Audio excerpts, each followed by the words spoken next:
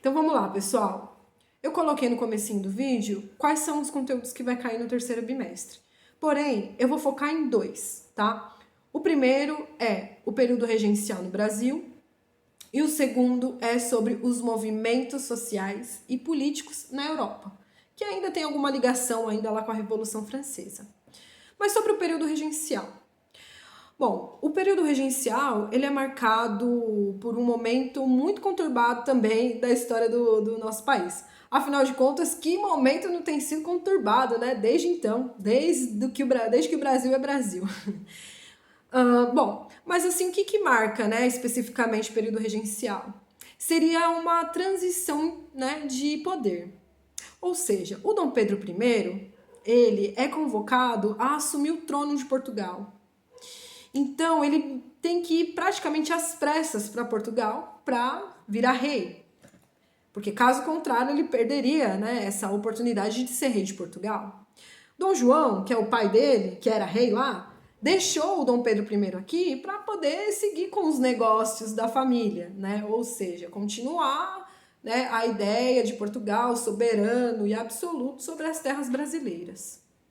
Mas quando, ao passar dos anos, e o Dom Pedro I recebe esse chamado para voltar imediatamente a Portugal para assumir o trono, ele não leva a família dele totalmente embora para Portugal, não.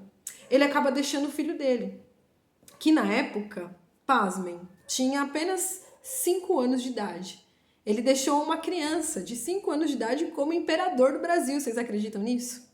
Só que toda essa transição também de deixar o Dom Pedro II como imperador do Brasil, assim que o pai dele vai para Portugal para virar rei, é o que a gente chama de período regencial. Porque foram outras pessoas que acabou da administração do Brasil. E foi nesse momento que explodiu muitas revoltas. Às vezes a gente tem a sensação de que o povo brasileiro, é passivo, não luta pelos seus direitos, acaba aceitando as coisas como elas são. Mas não é verdade. A gente tem muitos exemplos, né, que marcam o período regencial no Brasil, com muitos movimentos populares e de enfrentamento contra o governo na época. Eu vou citar alguns deles, tá? Mas obviamente que a gente vai investigar e desdobrar melhor ao longo desse bimestre, né, para poder entender um pouquinho mais sobre isso. Bom, talvez vários foram importantes, tá? Mas olha só quantos movimentos sociais explodiram no período regencial.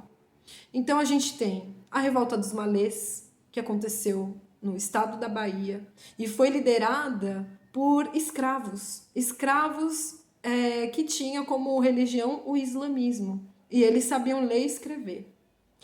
A gente teve a Balaiada, né, que foi liderada por um sertanejo lá do interior do Maranhão, que pensou também numa grande revolução e ali deixou o governo com muita dor de cabeça.